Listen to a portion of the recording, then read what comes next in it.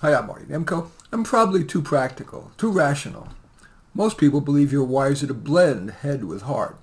But I kind of prize my rationality, so here is my shot at providing what I think is practical advice on some of life's key decisions. First, regarding choosing a career. There are myriad reasons why attempting to find a great career could fail. Just one example, the career you picked has so many wannabes, like environmentalists, that it's tough to find a job that pays a living wage. Your chances of finding career contentment are better if you use connections to get a job that's a better launch pad for your career than what you could likely get on the open market. For example, let's say your uncle offers you a job in his soybean processing plant. Of course, that's not your dream job, but if you take it, learn what you can about soybean processing and about people, your chances of moving on to something you like more are better than if you took your chances with the open market. Of course, if you've long known if you were meant to be a whatever, fine. But otherwise, what I've just mentioned usually makes more sense. Don't overvalue an extra $10,000 or $20,000 a year. After taxes, you'll probably keep only half. Better to pick a job that you would do well at, and ideally that has a short commute, nice boss, learning opportunities, and feels ethical. Accept or dump. We like to think we're quite malleable, but as every therapist knows, it's hard to change. There's some truth in the joke. The only one who likes change is a wet baby. In relationships, professional or personal, as well as within yourself, you may be wise to accept the person, maybe with minor tweaks, or dump. Don't process, suppress. Yeah, I know trauma-informed therapy is in, but generally after just a moment to decide if a lesson could be learned from your past trauma, you'll more likely become happier and more efficacious by suppressing thoughts of the past trauma and just take the next baby step forward. Think twice, no, 3 times before marrying. The comforts of marriage are too frequently outweighed, alas often sooner than later, by marriage's shackles and by the relentless compromising around what to do, around money, around sex, and so on. The stresses multiply if you decide to have kids. Yeah, I'm well aware that deciding to marry is at least partly emotional, but I warned you up front I'm going to try to be rational. From where I sit, the less shacking up is more rational. Friends over family. We choose friends. In contrast, we're thrust into family without any choice in the matter. Sure, family can build fine bonds, but when in doubt, prioritize friends over family. Accept your body type. Most dieters gain it all back and often more.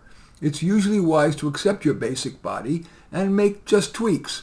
Keep danger foods out of your home. Plan in advance of a meal how much you want to eat. Stay vigilant as you're eating. When eating out, order your favorite relatively low-calorie entree. Plan to put some of it in a doggy bag so you get a second chunk of pleasure. Prefer your favorite hole-in-the-wall restaurants over La Frou-Frou. If a pleasure meter were attached to most people's brains, it would score higher in any of their favorite hole-in-the-wall restaurants than at La Frou-Frou. It certainly would score higher when you get the bill.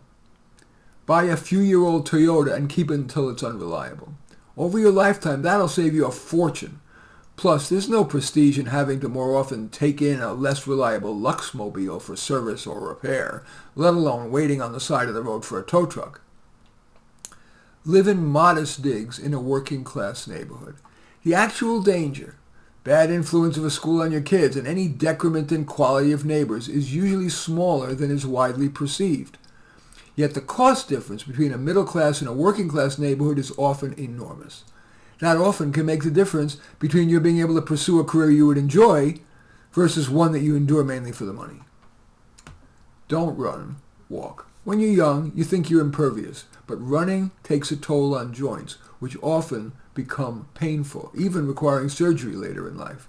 Walk. Besides the health benefit, it's more enjoyable. If your job is sedentary, do get out of your chair for a few minutes an hour, even if it's just to walk down the hall. Avoid debate.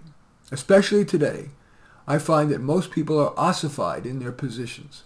Debate merely hardens their position further and damages your relationship.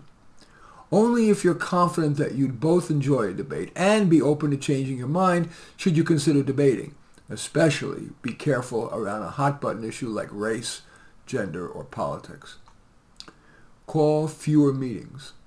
Most people complain about meetings. If you're deciding whether to call a meeting, be sure that an email, a text, or Slack to the group wouldn't be wiser.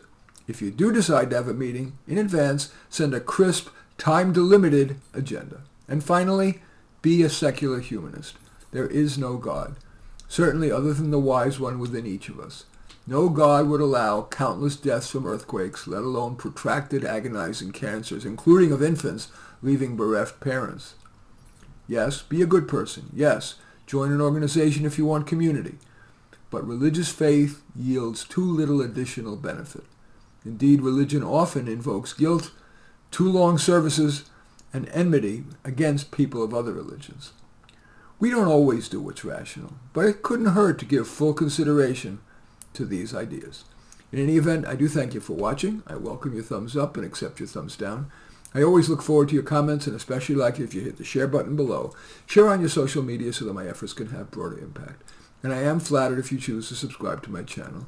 And certainly would welcome you taking a look at any of my 30 books. All of them are on Amazon. Perhaps the one most relevant to this is How to Do Life. Anyway, you want to find them, just go to Amazon, search on my name, Marty Nemko, Nemko, and you will find more than you can stomach. In any event, I do thank you for watching. I am Marty Nemko.